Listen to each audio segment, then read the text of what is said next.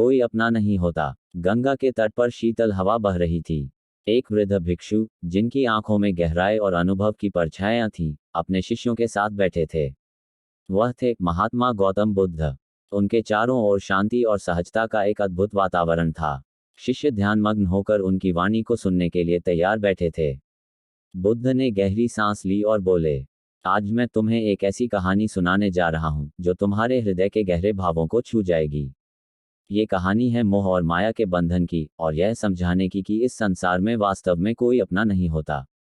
इसे जानने से पहले मेरी वीडियो को स्पिरिचुअल ज्ञान को सब्सक्राइब और लाइक जरूर करें। कमेंट में नमो बुद्धाय जरूर लिखें।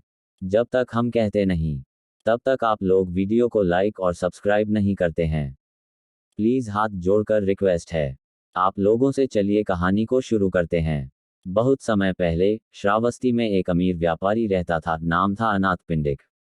वह दयालु और परोपकारी था, पर एक चीज थी जो उसकी आत्मा को बांधे हुए थी, उसका गहरा लगाव अपने परिवार से। उसकी पत्नी, बेटे और बेटी ही उसके जीवन का केंद्र थे। वह दिन रात उनके सुख के लिए काम करता, व्यापार करता और धन जुटाता। परंतु नियति का चक्र तो सदा चलता रहता है। एक दिन उसकी बेटी, जिसे वह अपनी जान से अधिक प्यार करता था, गंभीर रूप से बीमार पड़ गई। उसने सबसे बड़े वैद्यों को बुलाया, सबसे उत्तम औषधियां दी, लेकिन बेटी की हालत दिन प्रतिदिन बिगड़ती चली गई। अनाथपिंडिक ने बुद्ध के बारे में बहुत सुना था कि उनकी वाणी में असीम शांति और ज्ञान है। बेटी के अंतिम क्षणों में वह उसे बुद्ध के पास ले जाने का निश्चय करता है, इस आशा में कि शायद उसकी जान बच जाए। बेटी को पालकी में ले जाया गया। उसका शरीर कमजोर था, लेकिन आंखों में जीवन की आखिरी चमक थी। बुद्ध ने उन्हें देखा और मुस्कराते हुए पास बुलाया।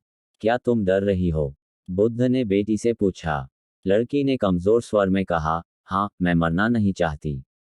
मैं अपने पिता को छोड़कर नहीं जाना चाहती। मुझे डर लगता है कि मरने के बाद मैं अकेली हो जाऊंगी। बुद्ध ने गहरी दृष्टि से उसे देखा और बोले, बेटी, सुनो मेरी बात। इस संसार में कोई भी स्थायी नहीं है। ये शरीर, ये संबंध, यह मोह, ऑल आर इम्परमानेंट, सब अस्थायी हैं। जिस प्रकार नदी का जल बहता रहता है, वैसे ही जीवन भी निरंतर बहता रहता है। क्या तुम नदी के एक बूंद को रोक सकती हो? नहीं। तो फिर जीवन को क्यों रोकना चाहती हो? अनाथपिंडिक की आंखों में आंसू थे। उसने बुद्ध से प्रार्थना की, भगवान, मेरी बेटी को बचा लीजिए। मैं सब कुछ छोड़ दूंगा, अपना धन, अपना घर, बस मेरी बेटी को मत ले जाए। बुद्ध ने प्रेमपूर्वक कहा, अनाथपिंडिक, क्या तुम मुझे एक ऐसा व्यक्ति ला सकते हो जिसने कभी किसी प्रियजन को खोया न हो?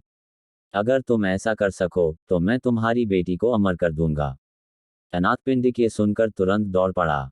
वह श्रावस्ती के हर कोने में गया, धनी व्यापारियों के घर, गरीब झोपड़ियों में, साधु संतों से लेकर राजाओं तक। लेकिन हर किसी के पास कोई न कोई दुखद कहानी थी। किसी ने माता पिता को खोया था, किसी ने अपने बच्चे को, किसी ने अपने जीवन साथी को। थके हारे, टूटे दिल से वह बुद्ध के पास लौटा और बोला, भगवान, मैं असफल रहा। संसार में ऐसा कोई नहीं है जिसने किसी प्रियजन को न खोया हो। बुद्ध ने कोमलता से मुस्कराते हुए कहा, अनाथपिंडिक, यही तो जीवन का सत्य है। इस संसार में कोई भी वस्तु स्थायी नहीं है। जिनसे तुम प्रेम करते हो, वे भी नश्वर हैं। ये शरीर, ये परिवार, ये धन, सब समय के साथ समाप्त हो जाते हैं। इस सच्चाई को स्वीकारना ही असली शांति है। अनाथपिंडिक फूट फूट कर रो पड़ा। उसने अपनी बेटी की ओर देखा, जो अब शांत थी। उसने अपने प्राण त्याग दिए थे, लेकिन उसके चेहरे पर एक रहस्यमय शांति थी, मानो वह बुद्ध की वाणी को आत्मसात कर चुकी हो। बुद्ध ने अनाथपिंडिक के कंधे पर हाथ रखते हुए कहा, शोक मत करो। तुम्हारी बेटी अब पीड़ा से मुक्त है। वास्तविक प्रेम वह है जिसमें मोह नहीं होता। जब तुम मोह से ऊपर उठकर प्रेम करोगे, तभी सच्ची करुणा का अनुभव करोगे। बुद्ध की यह कहानी सुनकर शिष्यों की आंखें नम हो गईं। एक शिष्य ने पूछा, भगवान, तो क्या हमें अपने प्रियजनों से प्रेम नहीं करना चाहिए? बुद्ध ने उत्तर दिया, प्रेम करो, परंतु मोह मत पालो। प्रेम वह है जो स्वतंत्र करता है, मोह वह है जो बांधता है। जब तुम प्रेम करते हो बिना किसी अपेक्षा के, तब तुम वास्तविक आनंद का अनुभव करते हो। उस दिन गंगा के किनारे केवल शांति नहीं बसी थी, बल्कि हृदयों में भी एक अद्भुत सुकून समा गया था। बुद्ध की वाणी ने यह सिखाया कि इस संसार में सच में कोई अपना नहीं होता, परंतु जब हम इस सच्चाई को स्वीकार कर लेते हैं, तो पूरा संसार ही अपना बन जाता है। ये कहानी हमें ये सिखाती है कि जीवन में देख और बिछड़न अवश्यंभावी हैं। यदि हम हर समय इस सच्चाई को स्मरण रखें कि कुछ भी स्थायी नहीं है, तो हम अपने जीवन में सच्ची शांति और संतुलन प्राप्त कर सकते हैं। क्या ये कहानी आपके मन को छू पाए? उम्मीद करते हैं ये कहानी आपको पसंद आई होगी। अगर पसंद आई है तो कमेंट में नमो बुद्धाय जरूर लिखें।